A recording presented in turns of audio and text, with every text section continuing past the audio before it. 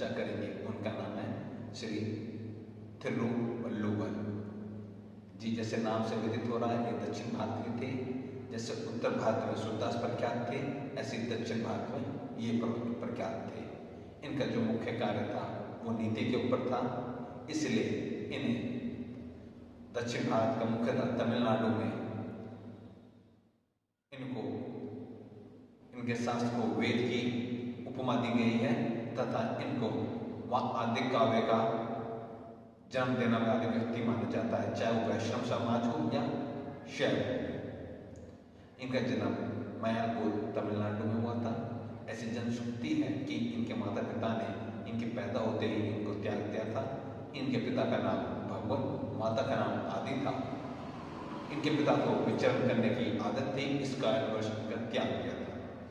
इनको एक नव दंपत्ति ने गोद लिया, उन्होंने इनका लालन पोषण किया।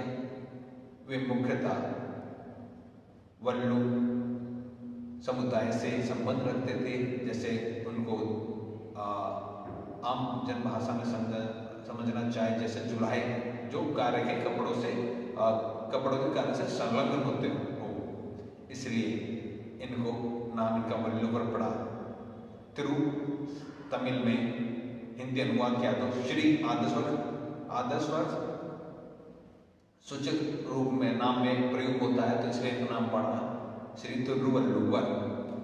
यदि इनके जन्म के विषय में देखा जाए तो इनका जन्म आज से 200 ईसा वर्ष से लेकर 30 ईसा पूर्व के आसपास का माना जाता है। वो भी जनश्रुतियों के आधार पर, ऐसा कोई साक्ष्य नहीं मिले हैं जिन के आधार पर हम ऐसा कह सके। इनकी जो मुख्यतः रचना थी वो नीति के ऊपर थी, इसलिए इनके ग्रंथ तो आदि काव्य माना जाता है। इनके दृष्टांत हम के सामने प्रस्तुत करेंगे दो, जिनके माध्यम से इनके जीवन के से आपको और परिचय कराएंगे। एक ऐसी दृष्टांत मिलता है कि जब इनको पता चला कि इनके पिताजी माता पिता कोई और है, तो इन्होंने अपने जो माता पिता थे उनसे आगे ले गए, तपस्या के लिए वन में चले गए। वहाँ इन्होंने काफ़ी साधुओं से संलग्न उनके साथ रहे, उनकी सेवा भाव करी, योग तंत्र इत्यादि पे इन्होंने काफ़ी कार्य किया और उनका अभ्यास किया। फिर अंततः इन्होंने सोचा यदि समाज की सेवा करनी है तो समाज में ही वापसी जाना होगा।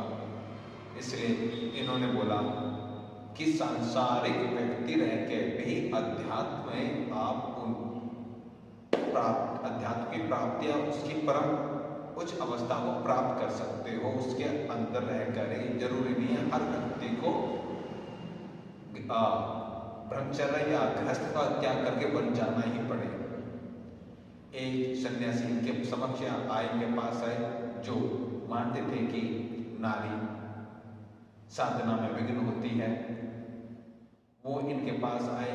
जब इनकी पत्नी का नाम वासुकी था, जब इन दोनों पति पत्नी के समक्ष प्रस्तुत हुए, उन्होंने इनका आतिथ्य स्वीकार किया, इन्होंने उनकी सेवा भाव की, तो उनका जो मिथ्या थी कि नारी के माध्यम से साधना में विघ्न पड़ते हैं, वो सारा धराशायी हो गया। उन्होंने देखा और इनसे दोनों दंपतियों को देखते हुए उनके चरण स्पर्श करते हुए कहा, यदि दंपति ऐसे हो तो साधना में उच्च स्तर तक पहुंचा जा सकता है।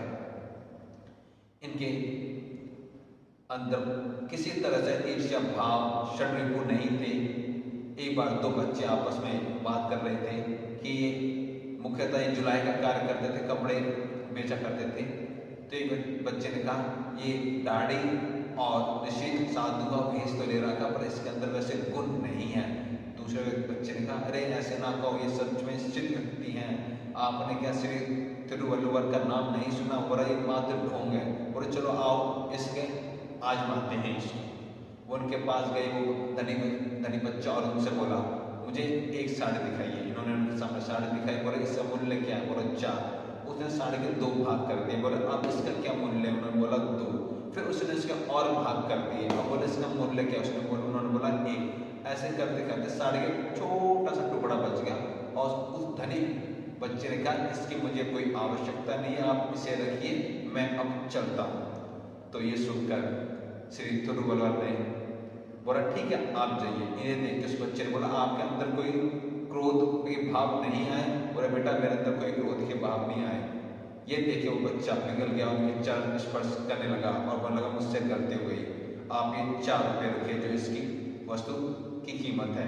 इसका उत्तर देते हुए तिरुवल्लुवर ने कहा, बेटा मुझे पैसे का कोई लोभ लालच नहीं, बस मुझे दुख इस बात का हुआ जिस कपड़े के लिए कई व्यक्तियों ने श्रम किया और किसी बेटी या स्त्री या माता का शरीर को ढकने का कार्य करता वो अब नहीं कर पाएगा।